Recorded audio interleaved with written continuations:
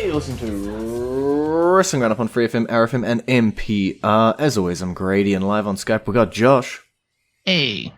We got two very special events to run down this week. We have NXT In Your House, and then directly after, WWE Hell in a Cell. So we've got a lot to get through. We're just going to crack straight on into NXT In Your House. We're going to start off with the NXT North American Championship. Cameron Grimes has managed to hold on to this belt with his best grip, but will it fall as he faces Carmelo Hayes one-on-one? This should be a fun match. I think it'll be a really good one. As much as I like Carmelo, I think Carmelo's got a bright future. I think Cameron somehow, some way retains the title here, which allows Carmelo to go chase after Bron Breakker. Yeah, I do think it's that somehow, some way kind of thing, because looking at it on paper, I don't really see a way Cameron Grimes escapes again, but we'll have to wait and see. We did see Cameron Grimes actually winning the title in the first place. It's true. He's shocked us 3 times with regards to this title. He just keeps doing it. But yeah, I'm with you. I think Carmelo Hayes has had his turn with the NXT North American Championship. It is time for him to move on to those bigger and better things, and that leaves Cameron Grimes winning another successful defense here. So, all things pointing upwards. Then let's take a look in the tag team division. Things are getting a little spicy. NXT Tag Team Champions Pretty Deadly going to be taking on the Creed Brothers. Roderick Strong has warned the Creed Brothers, though, that if they don't win this title match, they're out of the Diamond Mine. Not that there's not a lot left of the Diamond Mine, but they'll be kicked out of whatever scraps are left. This is difficult for me. I like the team of Pretty Deadly. I like the team of the Creed Brothers. And ultimately, I feel like both deserve to be the tag team champions. So I have no idea. I think they'll have Pretty Deadly retain here. That way they can officially push the explode button on the Diamond Mine. Yeah, I think it's like, as much as I want to sit here and say the Creed Brothers are going to win, because they are my favorite out of the 2 teams that are in this match, there's very clearly a divide being put between the Creed Brothers and Roderick Strong. We don't quite know where Ivy Nile falls in all of this. They've lost their manager. They've lost their strategist / trainer they had with them. I don't really know how much of a future the Diamond Mine has left. And so, being able to split the Creed Brothers off of that now, even though it has to be in a loss in the title match, could be, net positive for them down the line. I'd almost like Roderick Strong to try and kick them out and have like Ivy Nile side with them and them kick Roderick out instead. But that's just because I worry that Ivy's going to get lost in the shuffle. And I really like both her and the Creed Brothers, so we'll have to wait and see what happens with the Diamond Mine. Yeah, it should be fun to watch. What else we got here? We got the NXT Women's Tag Team Championships. Toxic Attraction will be taking on Katana Chance and Kaden Carter, who I was going to rate pretty highly in this match, but they ended NXT this week on top, holding the belts up, and that's never good for a babyface. Yeah, that's probably not a good sign. I'm still going to give it to the non-champion. Probably in a DQ that results in Toxic Attraction retaining. But I think this should be an interesting match. And it is, for now, the only tag team championship for the women.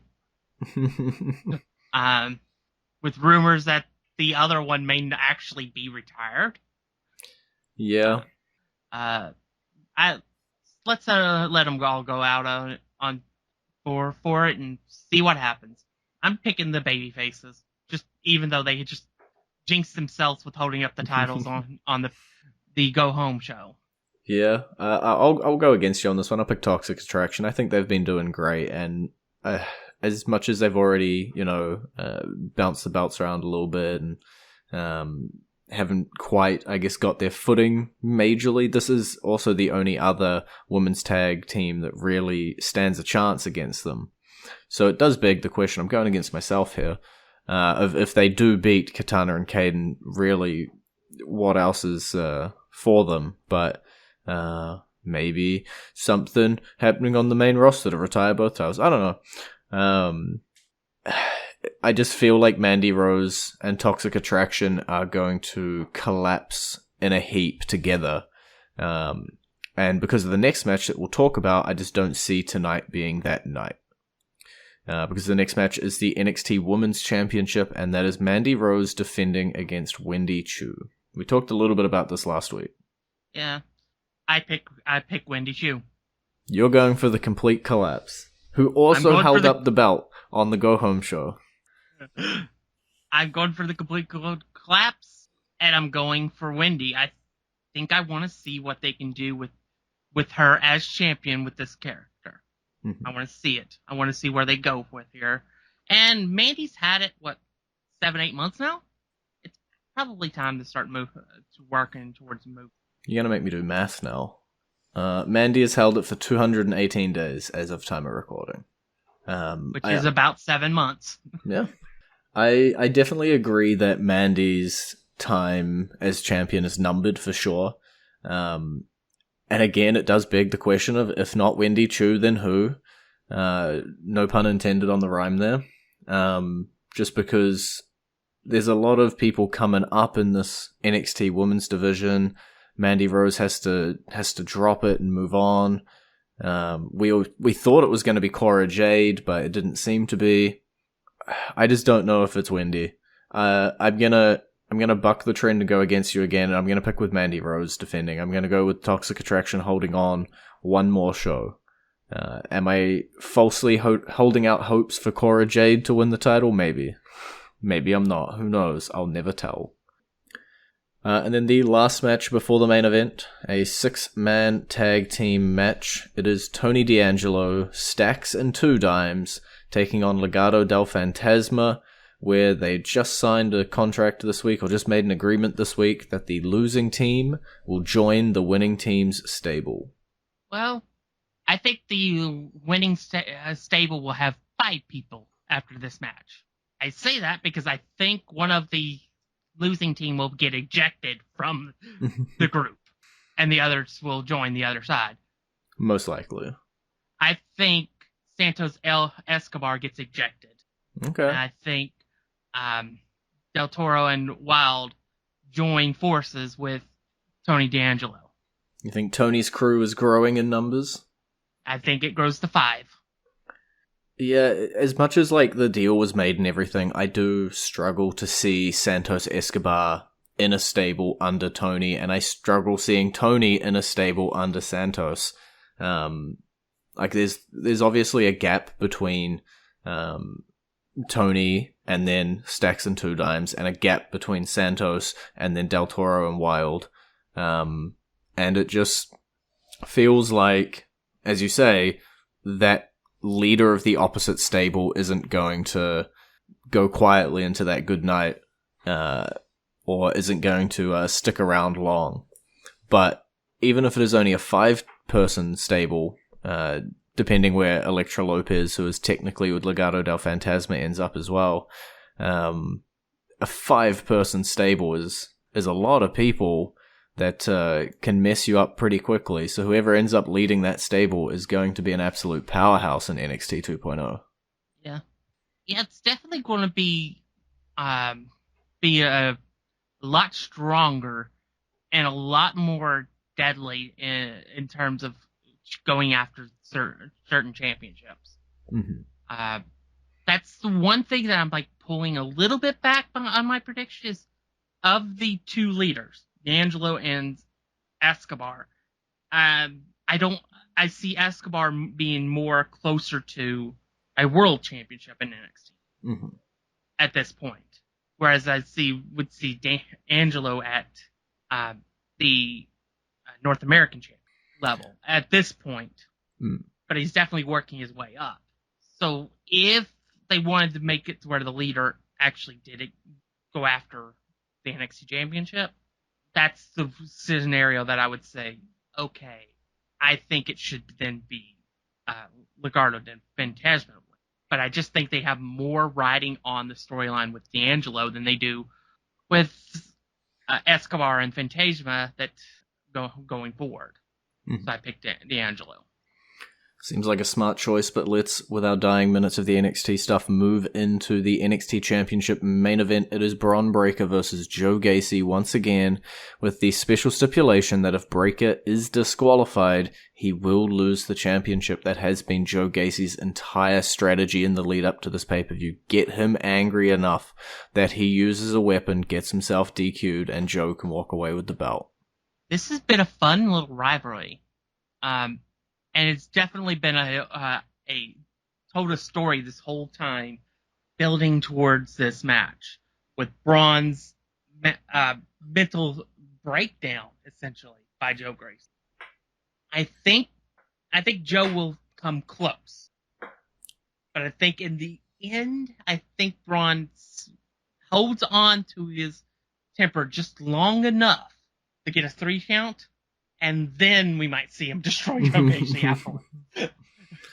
Yeah, this type of stipulation always lends itself to, the almost moment, where Bron will have a chair in his hands, or have the belt in his hands, and the ref's pleading with him not to use it, and Joe's just sort of like standing there like, hit me.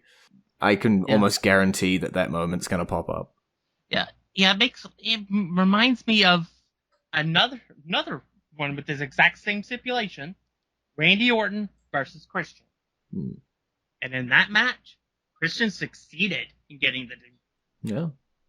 Maybe we do see Gacy as champ. Maybe. I'm not betting on it.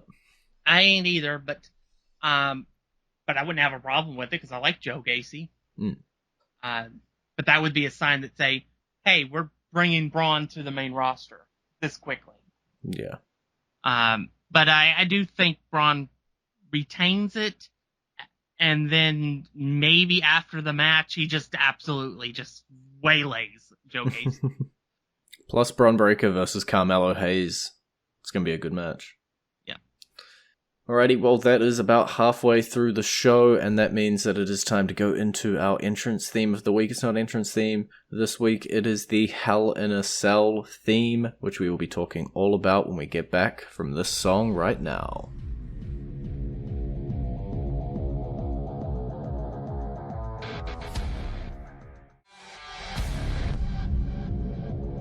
And you're back to the Wrestling Roundup on FreeFM, ArrowFM, and MPR. I'm Grady, he's Josh. Hell in a Cell. At the point of recording, we have 6 matches announced.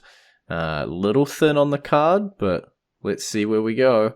And let's start off with Bobby Lashley, Omos 3. This time, it's a handicap match. Yeah, 2-on-1 handicap match. This is going to be what it will be. I don't think it'll be...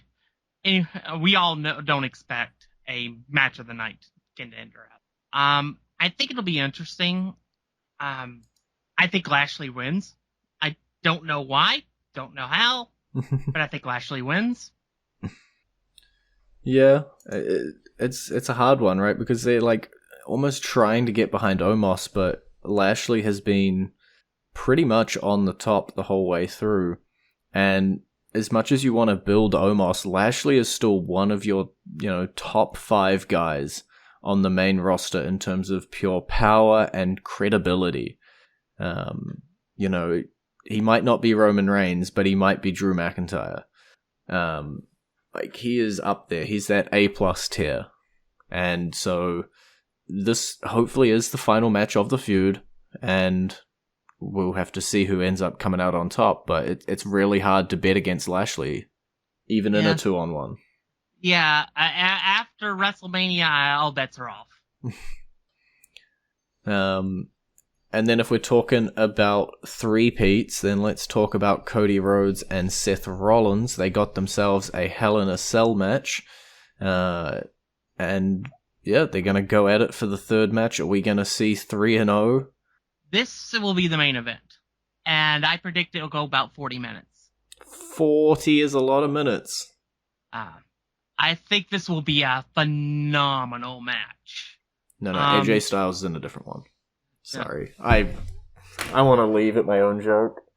I think Cody wins.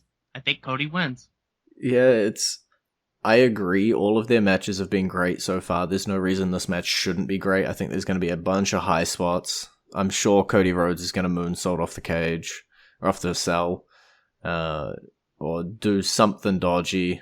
There's going to be a whole bunch of moments in this one, and it's tough because, you know, the obvious bet is to bet on Cody Rhodes. The only thing that's telling you not to bet on it would be that Seth Rollins loses 0-3. But it does seem like they're doing a sort of unstoppable force with Cody Rhodes, and maybe his eventual collision for a championship down the line.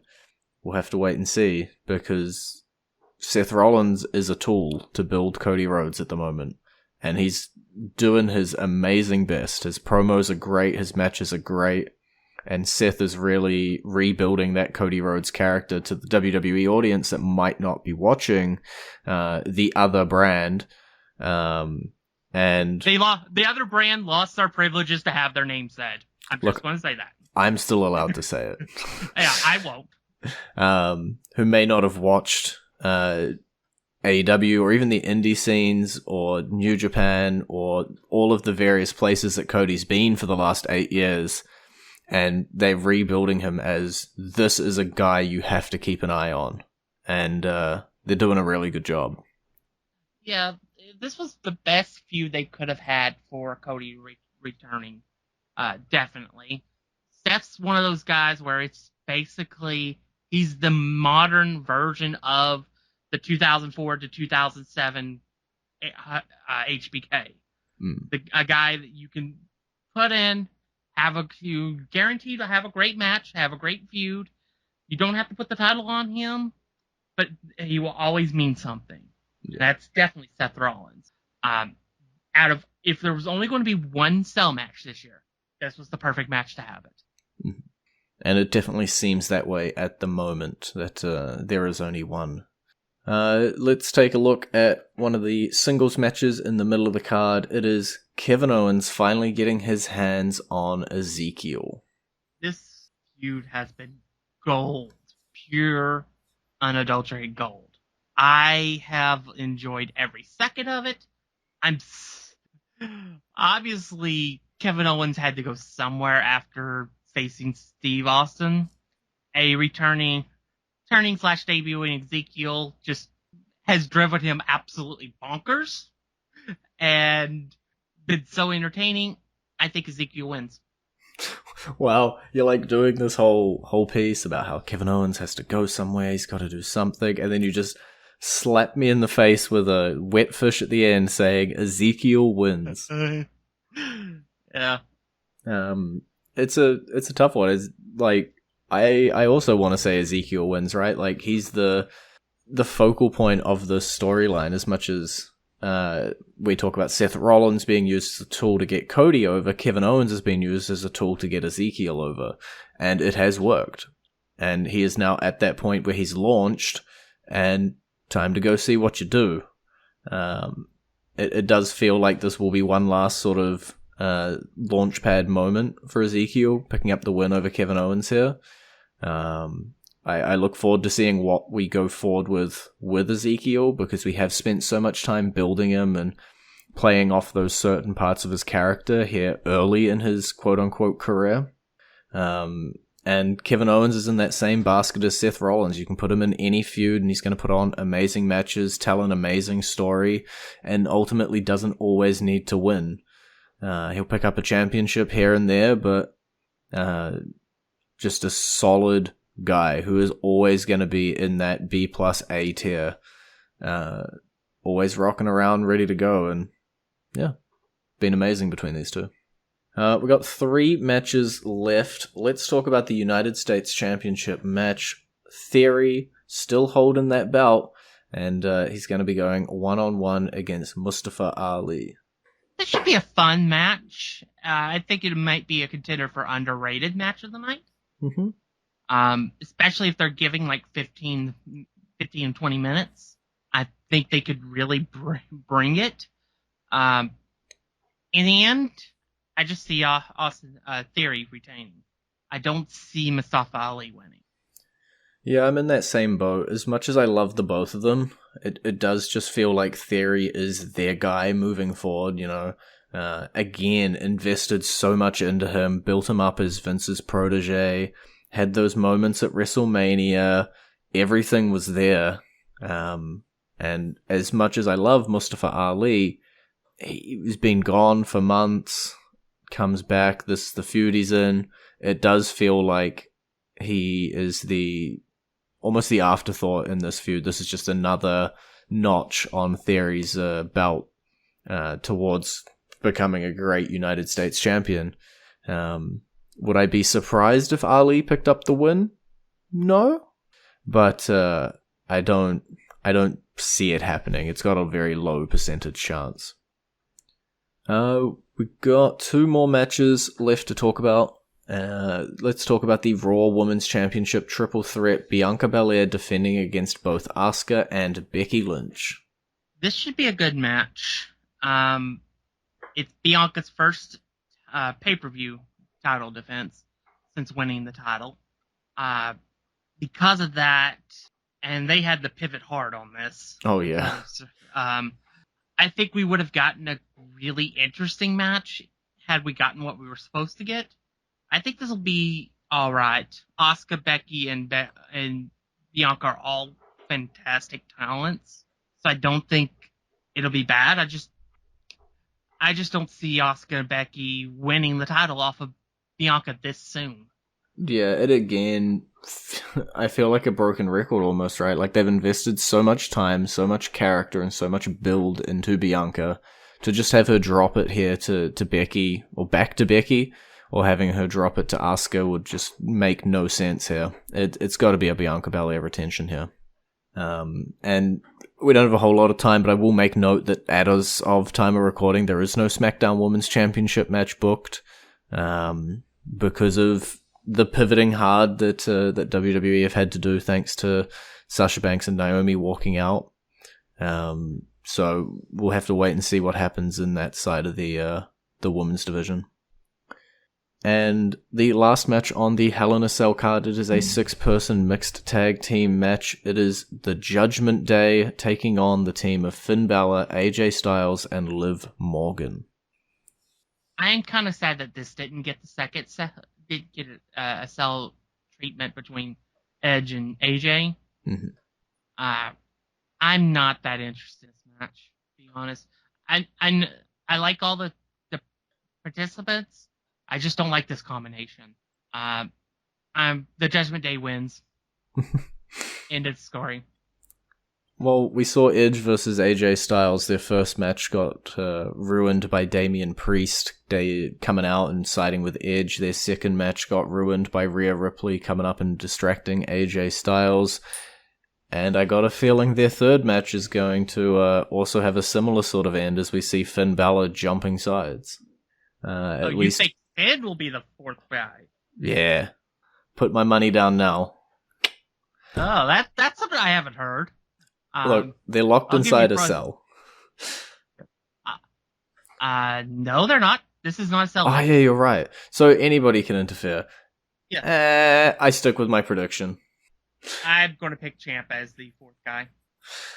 I'll be basic.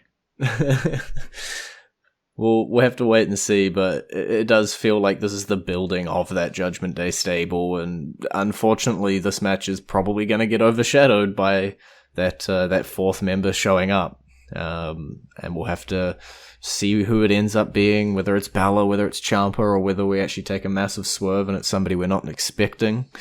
But I'm with you. I enjoy all 6 people in this match, and hopefully together they can pull something off. I've saved a little bit of time at the end of the show just to mention the fact that we've got a tag team title match on SmackDown that may find itself onto this card. We'll have to wait and see, but the Usos are taking on Riddle and Shinsuke Nakamura. We haven't forgotten that Shinsuke's here. It doesn't look like we're getting a Roman Reigns match at Hell in a Cell. So I guess how are we stalling this feud through? The answer is Nakamura and Riddle teaming up for a little while. Yeah, that's possible. I know Riddle wants to get his hands on that's the tribal chief. Hmm. So it's very possible that Roman's first title defense, it does end up being against Matt Riddle at the next pay-per-view. Just Money in the Bank, right? Which is Money in the Bank, which does remove Matt Riddle from the equation. I don't know. It's interesting. I honestly don't think that it would carry it over to the pay-per-view. I think whatever happens on SmackDown will stay on SmackDown. Sounds like Vegas. Maybe Happy Corbett gets involved. Alrighty, well, that is all the time we have for this week then. It's been great talking to you. ID. You can visit our Facebook page, facebook.com/wrestling R&D up, or our Twitter page, twitter.com/wrestling R&D up, or our YouTube page, youtube.com/wrestling RND up. And we will see you next week with all of the results from Hell in a Cell, and maybe a little bit of In Your House if we can squeeze it in. But that will be next week.